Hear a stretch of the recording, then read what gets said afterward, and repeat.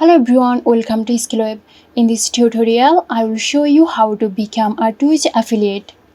So let's have a look now.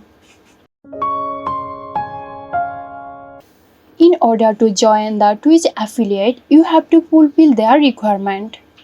So as you see, I am on the official help section of the Twitch affiliate program.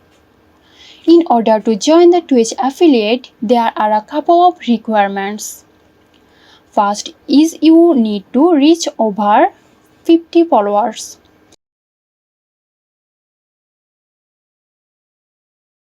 Then you need to stream for 8 hours and stream for 7 different days. And once you have done that, you need to have an average of 3 viewers. Once you reach all these requirements to qualify for the affiliate program, and within 30 days, you have to fulfill the requirements. So if you reach your goal, then you will be able to go ahead and join and become a Twitch affiliate. So that's it. Hope this video helped you out. If it did, please like, comment and share. And don't forget to hit the bell icon for more interesting videos.